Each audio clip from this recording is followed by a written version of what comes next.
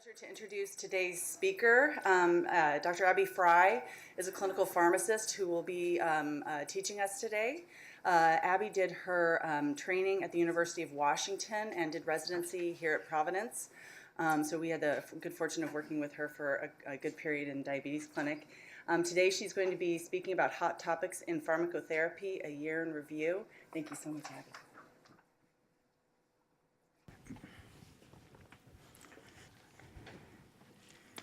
All right, thank you, Dr. Stevens, and thank you to all of you for coming this morning.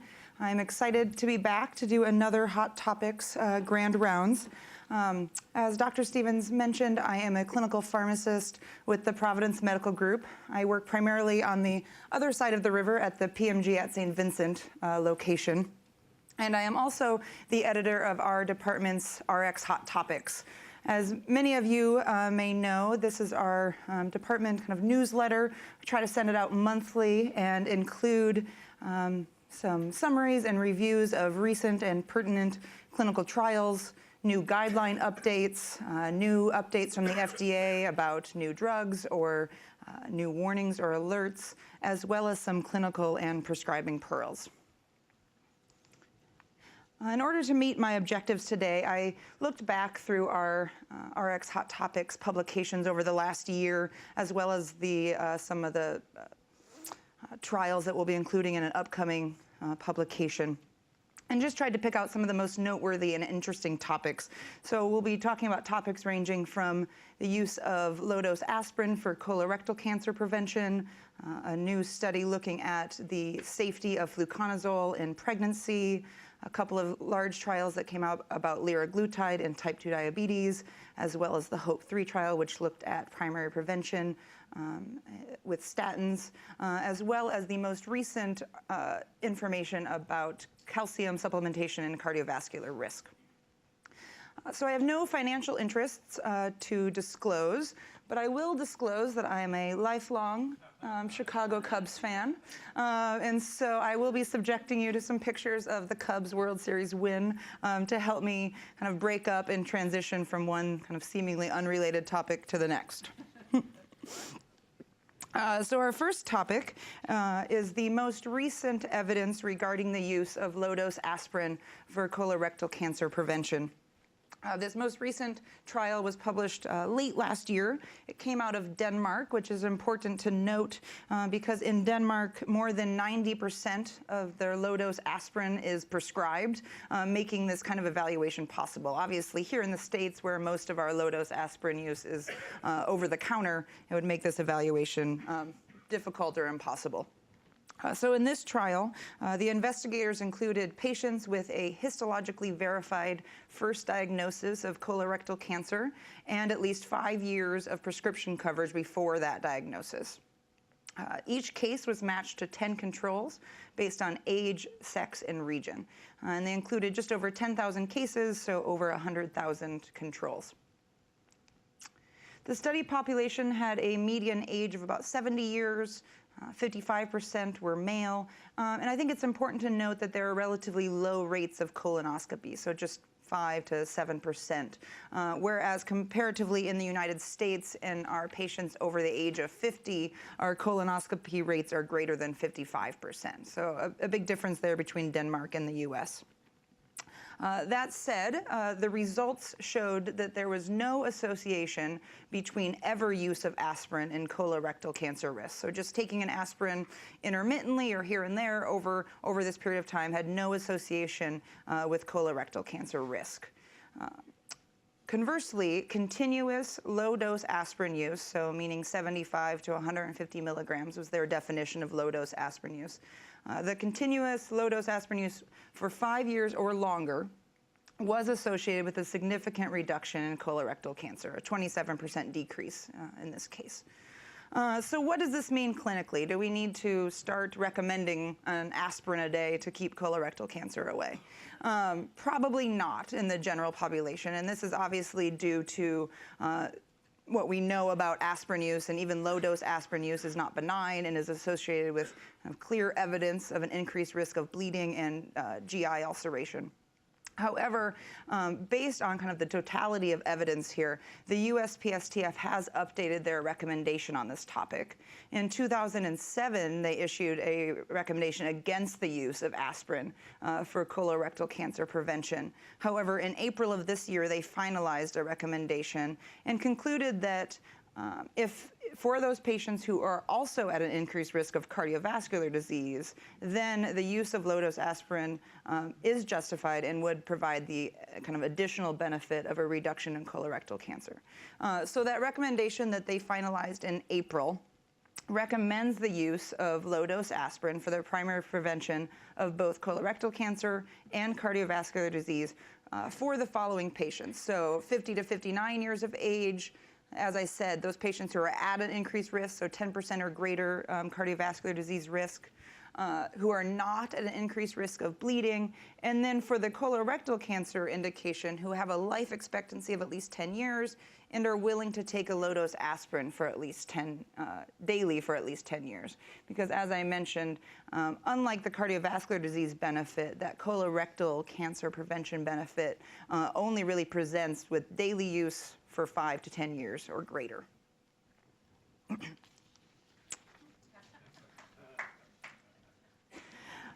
So our next topic, we're looking at the association between the use of oral fluconazole during pregnancy and the risk of spontaneous abortion and stillbirth.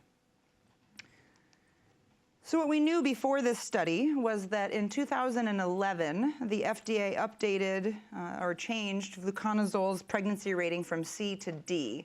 And that was based on multiple case reports which described rare but distinct congenital abnormalities which were associated with high dose and daily fluconazole, especially during the first trimester. However, there was an exception that one-time 150 milligram oral dose still carries a category C rating, which basically means that we didn't have evidence either for or against the safety of it during pregnancy. However, I think that led to it often being prescribed for women for vaginal yeast infections. With this study, the investigators looked at over 8,000 pregnancies which had been exposed to oral fluconazole and compared those to nearly 35,000 matched controls. And again, they looked at those outcomes of stillbirth and spontaneous abortion. As you can see, there was no difference in risk of stillbirth, but there was a significant difference in the risk of spontaneous abortion, with a hazard ratio of 1.48, which correlated with a number needed to harm of over 500.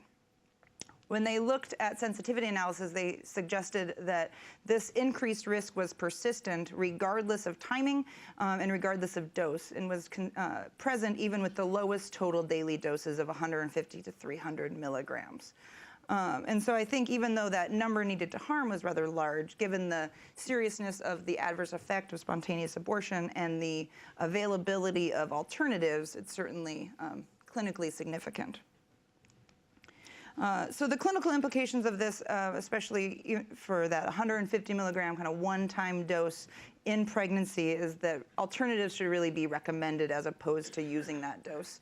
The CDC only recommends topical antifungals to treat pregnant women with vaginal yeast infections, and does note that as opposed to kind of the 1 to 3 day courses that you might use in non-pregnant women, to consider using at least 7-day courses to improve the efficacy in pregnancy.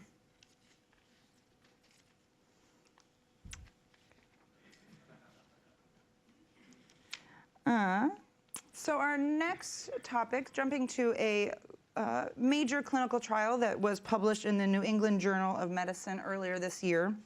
The LEADER trial looked at liraglutide and cardiovascular outcomes in type 2 diabetes. In the LEADER trial, the investigators looked at liraglutide, which was titrated up to 1.8 milligrams a day, versus placebo in over 9,300 patients with type 2 diabetes, and specifically those patients who either had cardiovascular disease or were at a high risk of cardiovascular disease. So they included patients 50 years of age or greater who had a comorbid cardiovascular condition, and those 60 years of age or greater who had at least one cardiovascular risk factor. The median follow-up was nearly 4 years. And at baseline, I think it's important to look at kind of the patient population they included. So at baseline, the average patient was 64 years of age. 64% of the population was male. The vast majority had established cardiovascular disease or CKD, so over 80%. The mean A1C was 8.7% with a mean duration of diabetes of 12.8 years. Over 80% of those patients were on a diabetes medication.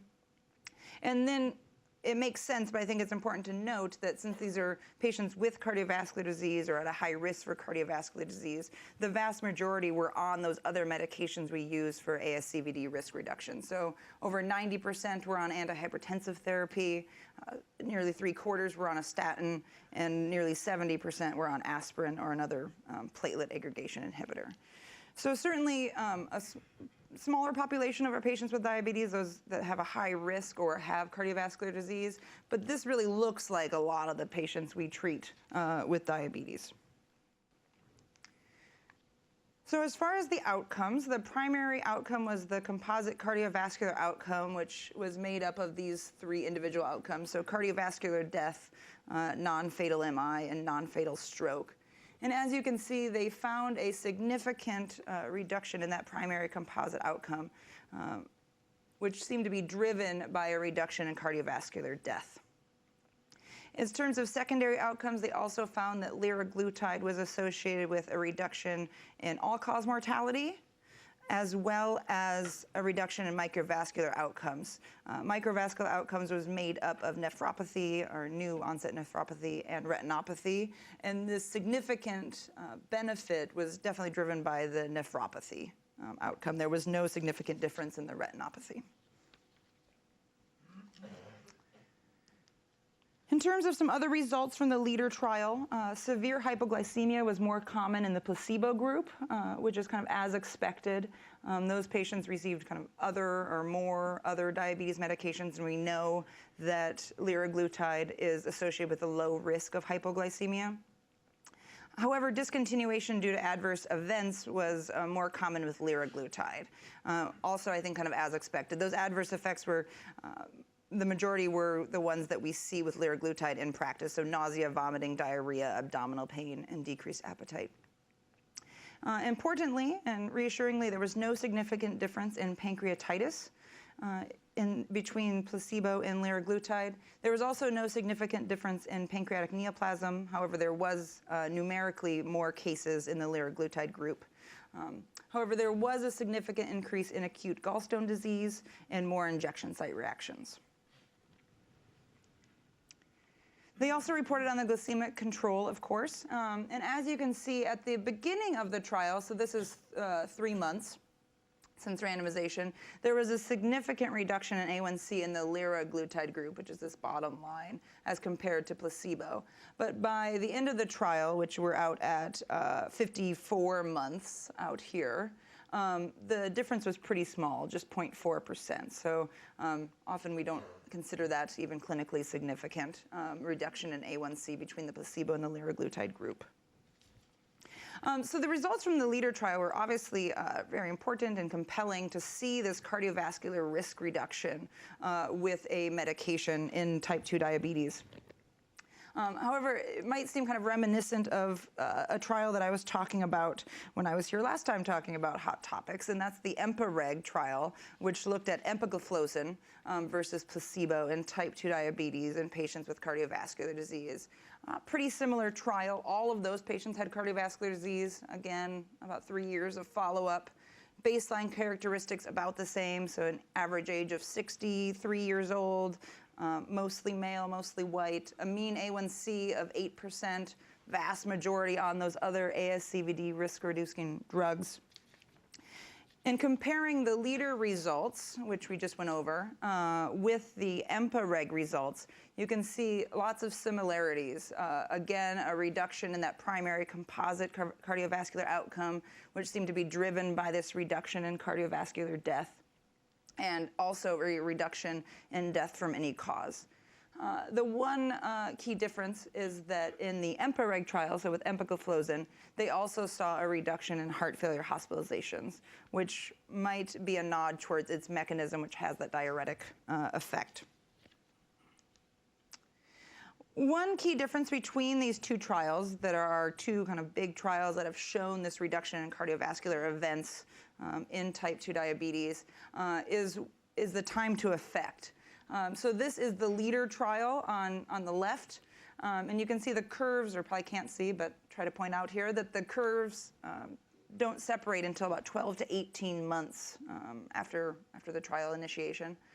Whereas in the EMPA-REG trial with empagliflozin, much earlier separation of the curves at 3 to 6 months. And this is death from cardiovascular causes. This difference in time to effect might suggest that the mechanisms for this cardiovascular benefit are different with empagliflozin and liraglutide, which would make sense since they're in different classes. But those mechanisms have not really been elucidated, so we don't really know what this mechanism of cardiovascular benefit is. We also don't know if this is a class effect.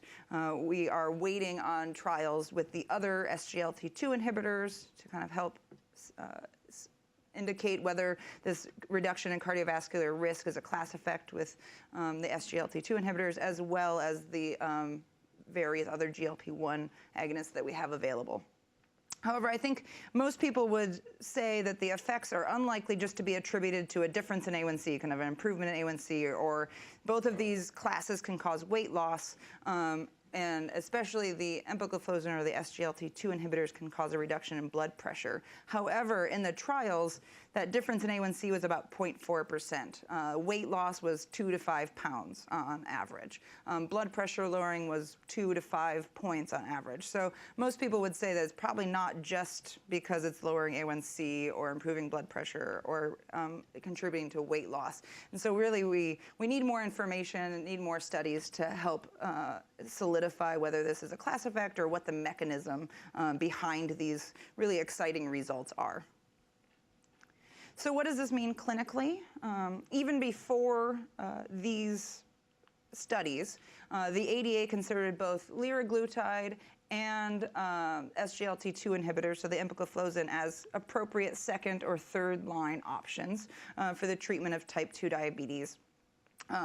Given these results, I think some people would suggest that in those patients with type 2 diabetes and who have cardiovascular disease, maybe these agents should be rising to the top of our list as agents to choose after metformin. However, there are obviously other considerations at play here. Namely cost. Both of these medications are associated with high cost, cash prices of $300 to $500 for a month's supply, and sometimes limited by formulary coverage as well. Then route of administration, the liraglutide or Victoza is an injectable medication, so that might limit it in some people. And then kind of emerging and continuing evolving safety concerns. So with liraglutide or the GLP-1 agonist, this suggestion in the trial of maybe more pancreatic neoplasms, maybe more acute gallstone disease, as well as the tolerability concerns. And with the SGLT2 inhibitors or empagliflozin, there's been FDA warnings in the last year about euglycemic diabetic ketoacidosis associated with the SGLT2 inhibitors, as well as an increased risk of UTI, which can be severe. So certainly, I think some of these concerns, cost and safety, don't make it so it's just metformin, then one of these for those patients with type 2 diabetes and cardiovascular disease. But I think it's certainly a growing body of evidence that's going to shape our treatment in the next few years. All right, so our next major trial is our most recent evidence regarding the use of statins for primary prevention of cardiovascular disease. The HOPE-3 trial looked at both blood pressure and cholesterol lowering in intermediate risk patients without cardiovascular disease, and was published in 3 kind of concurrent publications in the New England Journal earlier this year. It was a randomized, double-blind, placebo-controlled trial. They looked at rosuvastatin as well as candesartan hydrochlorothiazide and the combination of all 3 of those versus placebo. They included men and women with at least one cardiovascular risk factor. And they excluded patients who had cardiovascular disease or those who had an indication for or contraindication to any of the treatment medications. So pretty low to moderate risk primary prevention cohort. It was a large trial with nearly 13,000 participants. The mean age was 66 years. The baseline blood pressure was kind of as we'd expect in those low to moderate risk patients, 138/82 on average. Total cholesterol values of about 200, LDL just under 130, HDL at 45. That 10-year cardiovascular risk, about 10%, so that average risk patient. And as I mentioned, anybody with existing cardiovascular disease was excluded. So as far as results, the investigators looked at co-primary outcomes of composite outcomes. So the first one was a composite of cardiovascular death, non-fatal MI, and stroke. And then the second was a composite of all those first three, plus resuscitated cardiac arrest, heart failure, or revascularization. So they found significant reduction in those co-primary outcomes when rosuvastatin was used, as well as when rosuvastatin and the blood pressure medication was used. There was a non-significant or no benefit when just the blood pressure medication, so just the candesartan hydrochlorothiazide was used. So when this came out, I think one of the initial reactions was, wait a minute, I thought I just saw a headline saying that we wanted more intensive blood pressure lowering, and now we're getting a trial that says blood pressure lowering with candesartan hydrochlorothiazide does not provide any benefit. So I think in order to kind of resolve that discrepancy, it's important to look at the differences between the HOPE trial, which we just reviewed, and the SPRINT trial, which was published previously. So as far as baseline characteristics, the age and blood pressure were relatively similar. The key difference is their cardiovascular risk at baseline. So in the SPRINT trial, 91% of patients were on a blood pressure lowering drug at baseline, and on average, patients were on nearly 2 blood pressure lowering drugs. The 10-year risk score is significantly different, so the cardiovascular risk in the SPRINT trial was around 20% versus about 10% in the HOPE trial. And then, as I mentioned before, HOPE was primary prevention, so patients with cardiovascular disease were excluded, whereas nearly 50% of patients in the SPRINT trial had cardiovascular disease or CKD at baseline. And then the interventions were significantly different as well. So the HOPE trial was a fixed dose trial. So they took this moderate risk primary prevention cohort and just gave them a fixed dose of candesartan and hydrochlorothiazide. Whereas in the SPRINT trial, the intervention was really intensive versus standard blood pressure treatment. So they were targeting a blood pressure goal of less than 120 versus a standard goal of less than 140. As a result of these different interventions, obviously the blood pressures achieved were different as well. So in the HOPE trial, achieved a difference of 128 versus 134, versus in the SPRINT trial, achieved a wider difference and a more significant difference, 121 versus 136. So what does this mean for us clinically? The results of the HOPE trial clearly do not support the use of risk-based antihypertensive therapy or kind of a poly pill, so just giving these patients some blood pressure lowering medications to reduce their risk. However, for those higher risk patients, so think SPRINT, so think those patients with cardiovascular disease at baseline, those very high risk cardiovascular patients, then maybe if they fit that criteria, then intensive blood pressure lowering might provide that additional benefit. However, just simply treating intermediate risk patients with an ARB or hydrochlorothiazide does not seem to provide that same extra benefit. However, the statin part of this trial is just kind of the latest evidence we have to support the use of risk-based statin therapy for primary prevention. So in the HOPE trial, they used a moderate intensity statin, rosuvastatin 10 milligrams, and it reduced the risk of stroke, MI, and revascularization, and did not appear to increase the risk of diabetes, which has been a concern in other trials. And the HOPE trial was the latest and one of the largest studies which the USPSTF included when they did their systematic review to inform their statin guidance. So the USPSTF just released some statin guidance for use of statins in primary prevention, and this is the first time they've released guidance on this topic. So as I mentioned, the HOPE trial was kind of the most recent and one of the largest studies that they included in their systematic review, but they included 19 randomized controlled trials in total, which all looked at statins versus placebo or norstatin in that primary prevention cohort. In total, this included over 71,000 patients with mean age across the trials ranging from 51 to 66 years.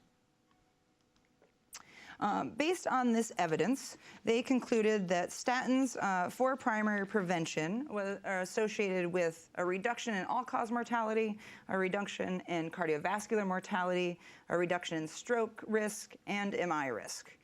This is their pooled data. And they looked at 15 trials that looked at all-cause mortality. And in the pooled data, they came up with a number needed to treat of 250 over 1 to 6 years. However, in the individual trials and individual cohorts with varying risk levels, those number needed to treat were often less than 100. Again, as I mentioned, they found a reduction in cardiovascular mortality as well when statins were used for primary prevention. And in the 10 trials that looked at that outcome, they found a pooled number needed to treat of 233. But as again, in the individual trials with different risk, that number needed to treat varied substantially.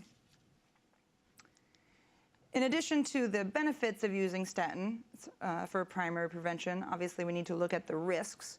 And they looked at one of their main risks that have been reported previously, which is the incidence of diabetes. And in their pooled cohort, they found no significant increase in the risk of diabetes with the use of statins. One of the trials did find a risk, and that was the Jupiter trial. And I think it's important to point out that that trial used a high-intensity statin. It used rosuvastatin at a high-intensity dose. And in that trial, they did find an increased risk of diabetes. When they looked at the pooled data, they did not see that same risk. Based on their review, they also found that there was no increase in the risk of serious adverse events, myalgias, or liver-related harms when using statins for primary prevention.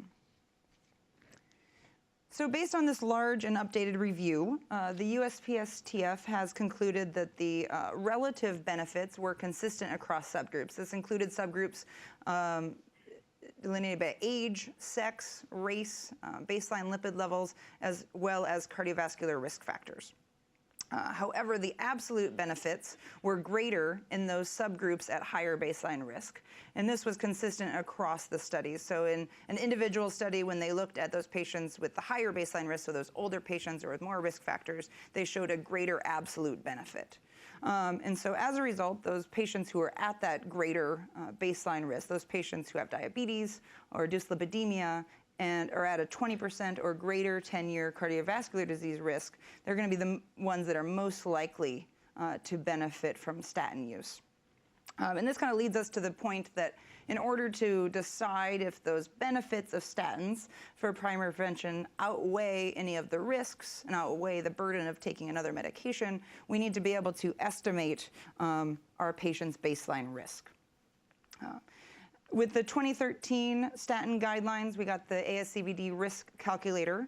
Since the publication of those guidelines, there's been 3 studies that have all concluded that that risk calculator probably overestimates the risk of our patients kind of in practice.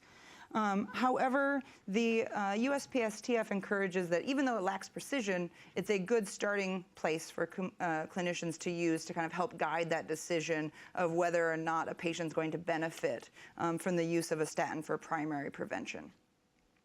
So based in total on their review of the evidence available, the USPSTF released the following recommendations. And as I said, previously they've recommended screening and had recommendations about screening, but they have yet, this is the first time they have released a recommendation about the use of statins for primary prevention. So their recommendations are as follows. So for adults aged 40 to 75 years of age, who again don't have history of cardiovascular disease, but do have one or more cardiovascular disease risk factors. They recommend, one or more cardiovascular disease risk factors and a calculated 10-year cardiovascular event risk of 10% or greater. They recommend a low to moderate dose statin, which is consistent with the evidence. For patients at a lower baseline risk, so that baseline risk of just 7.5 to 10%, they recommend that a low to moderate dose statin might be beneficial, but the likelihood of benefit is smaller. So it becomes more of a discussion with the patient of kind of their preferences and their priorities. And then for adults greater than 75 years of age who don't have a history of cardiovascular disease, there's really just insufficient evidence to assess the balance of benefits and harms. So based on their systematic review, the studies that did include patients who are over 75, which is not all of them, but the studies that did include patients who are over 75, none of those studies reported on that subgroup specifically. And so that we just don't have any evidence we don't have evidence that it's harmful, but we also don't have evidence that it's beneficial to use a statin for primary prevention in that cohort. So one last picture of my Cubbies winning the World Series before we talk about our last topic. So our last topic is the most recent literature about calcium and cardiovascular risk. As you can see, these were both just recently published online. The first study at the beginning of October, and then 2 weeks later, a new guideline about the use of calcium supplements and cardiovascular risk. So the one that was published in the beginning of October elicited this headline. So calcium supplements could increase risk of heart disease, which I think we've seen this headline over and over and over again the last couple decades, and it's really elicited lots of questions from physicians, lots of questions from patients, given how ubiquitous calcium supplementation is. I mean, it's often kind of before all of these studies started coming out, it was just take some calcium and vitamin D for everything. But we started to see more of these studies over the last couple decades, and then conversely, we see another study probably a year later or months later that say calcium supplements are safe. So it's really been confusing, I think, for both clinicians and patients.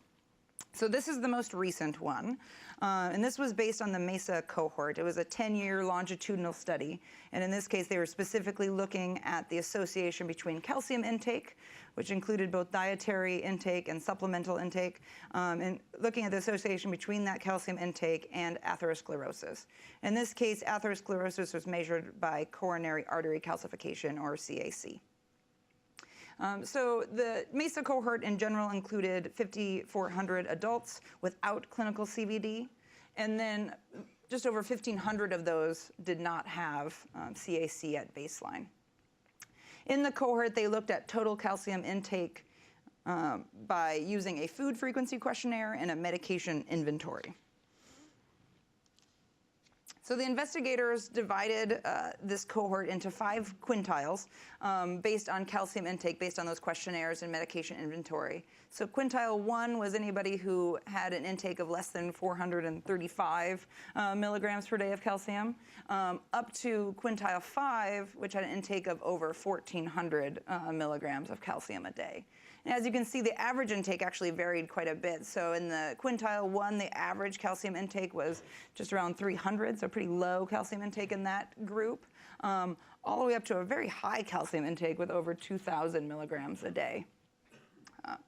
So based on their findings, they showed that in this highest quintile, so this highest calcium intake, and that's again, both dietary and supplemental, they suggested there might be a benefit in terms of the incident CAC, so development of coronary artery calcification.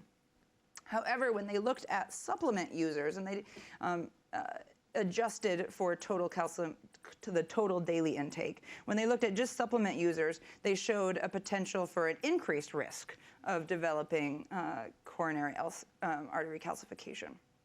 There are certainly some limitations of this most recent study, given that they're looking at this kind of surrogate or secondary endpoint and not kind of those hard clinical outcomes. But again, this is the type of study that kind of garners those headlines of calcium supplementation might increase the risk of heart disease.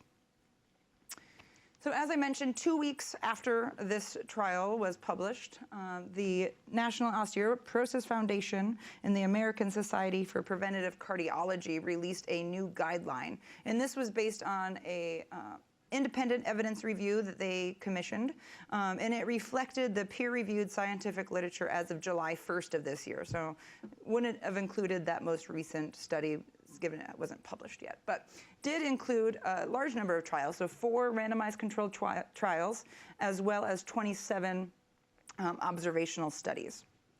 And based on this large review, they concluded that calcium and vitamin D, with or without vitamin D intake, both from food or supplements, that there was no evidence to suggest benefit or harm with calcium intake. So they released this recommendation, considered a B-level recommendation, meaning moderate quality evidence, and recommended that essentially calcium with or without vitamin D intake, there's no evidence of benefit or harm or relationship with that risk of cardiovascular disease or cerebrovascular disease or mortality or all-cause mortality.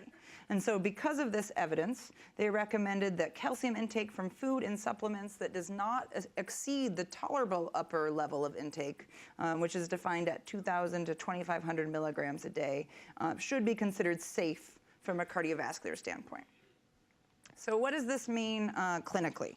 The evidence regarding calcium intake, dietary and supplemental, and cardiovascular risk is certainly imperfect and certainly controversial over the last decade. However, I think what we can take away is that there has no evidence, and there's never been any evidence of harm associated with dietary calcium alone.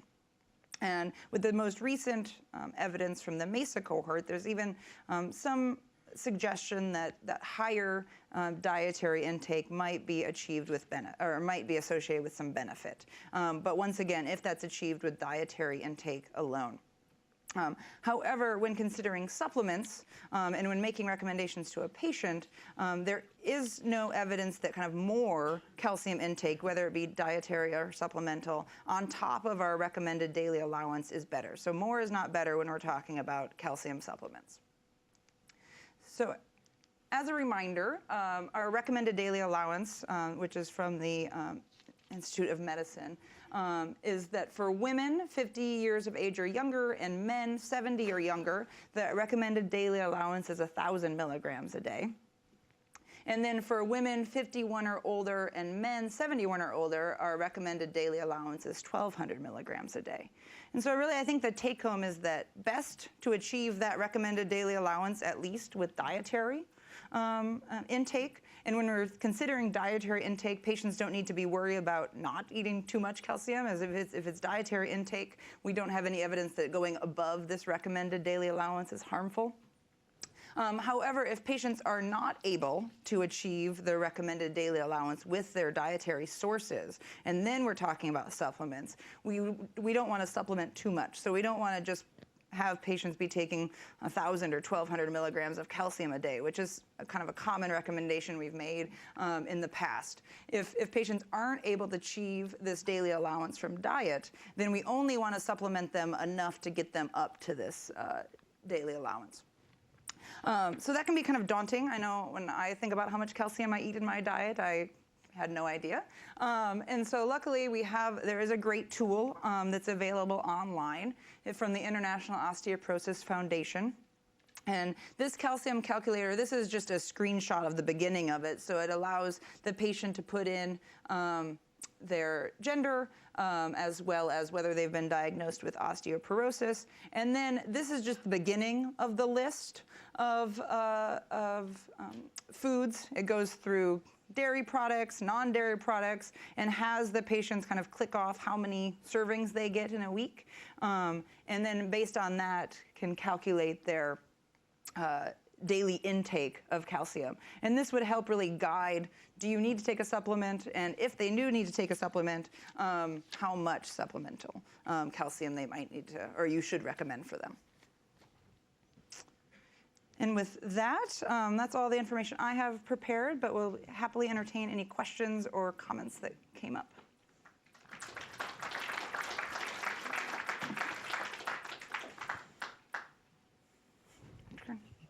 had a question about the U.S. Preventative Services guidelines, and they say one risk factor plus the estimated, but Right. what defines dyslipidemia? Because I don't know where it begins anymore. It could begin at 80, it could begin at 94, 124. Right. Because when you go through the risk calculator, Right. everybody has enough to have a risk. Right. With the calcium above, or with a cholesterol above 70 LDL. Right. Let me get back to that slide. And there's lots of people that don't have hypertension, diabetes, or smoking. And the question is, do they have dyslipidemia?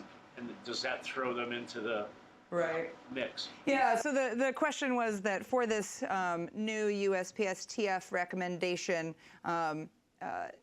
their recommendation is that a patient should have a cardiovascular disease risk factor and a calculated 10-year risk in order to kind of qualify them for this statin therapy. And I think that's from kind of really our evidence base. So none of our clinical trials enrolled patients based on a 10-year cardiovascular disease event risk. All of our statin clinical trials enrolled patients based on risk factors. But you bring up the fact that our risk factors are dyslipidemia, diabetes, hypertension, and smoking. And so for those patients who don't fall into those last three categories, what really qualifies as dyslipidemia? To be honest, I'm not sure if they define it in the guideline. I will need to look at the fine print. But kind of historically, what I've thought of is those patients with very high LDL. So in the kind of historic guidelines, that would be like LDL over 160 a lot of times. Obviously, we have an indication if they're up over 190 LDL.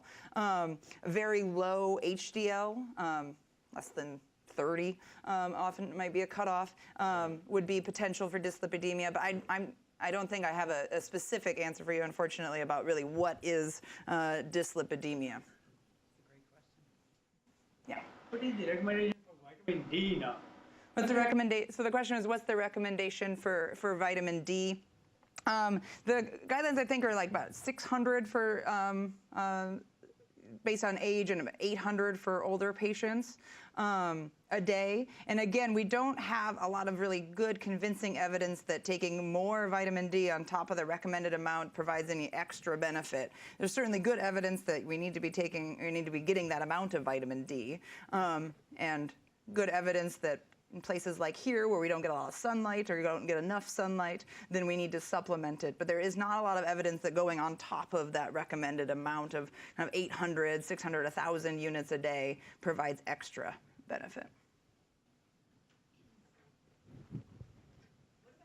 We're getting calcium from something like soy milk, where it's really not a natural thing, it's supplemented. Do we count that as a supplement or a natural food? Good question. So the question was for calcium in patients who are getting it from like soy milk or even a lot of like our fortified foods. Does that count as dietary as supplemental? In all of the trials, they count that as dietary. So that kind of is on those dietary calculators is kind of just a general, sometimes they even, some of the more simple calculators even just kind of have a like, you get 250 from just eating, like eating in America because of all of our fortified foods. Yep. What age can I stop worrying about any of these things? Question is, what age can I stop worrying about any of those things? It's not yet, if you're here.